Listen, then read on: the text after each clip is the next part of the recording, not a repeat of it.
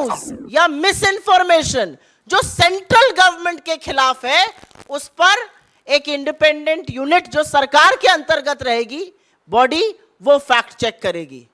सरकार ही कोतवाल है, सरकार ही मुजरिम है, सरकार ही जज है, सरकार ही सब कुछ अपने बारे में करेगी।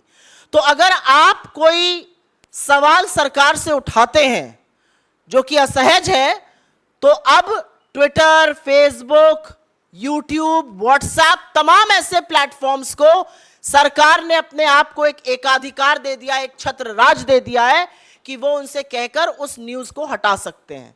लेकिन ज्यादा कुछ कहने से पहले सरकार के ट्रैक रिकॉर्ड की बात कर लेते हैं। आपको याद होगा 2019 में चुनाव के जस्ट पहले आप ही के एक साथी ने बहुत बड़ी एक स्टोरी लगाई थी कि हिंदुस्तान में बेरोजगारी 35 साल में सबसे ऊपर है। सरकार की फैक्ट चेक यूनिट ने उसको फेक न्यूज बताया था। और 31 मई को जब मोदी जी शपथ ले रहे थे तो एनएसएसओ ने वो डेटा जारी किया और 45 साल में सबसे ऊपर बेरोजगारी थी। तो जिसको आप चुनाव के पहले फेक न्यूज बता रहे थे और उस डेटा को आपने एनएसएसओ को निकालने नहीं दिया, वो 3 महीने बाद डेटा भी सही था, खबर भी सही थी, सरकार को बचाने का काम खुद सरकार ने किया था फेक न्यूज कहकर। रिपोर्टर्स कलेक्टिव ने एक स्टोरी करी मार्च में 2022 में और उन्होंने कहा कि आधार जो है वो मिड डे मील स्कीम्स के लिए, जो पोषण की स्कीम्स होती हैं बच्चों के लिए, वो मैंडेटरी कर दिया जाएगा। सरकार की यूनिट ने उसको जून में फेक न्यूज बताया कि ये फेक न्यूज है।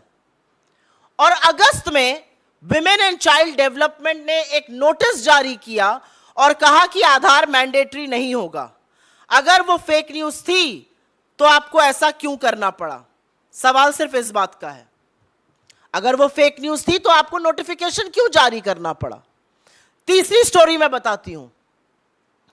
गलवान में हमारे 20 जाबाजों की शहादत होती है। आप में से बहुत लोगों ने सोर्सेस के माध्यम से पुष्टि कराई, आपने स्टोरी चलाई कि 20 जाबाजों की शहादत हुई है, झड़प हुई है गलवान वैली में, और उस खबर को आप इस देश के सामने लाए।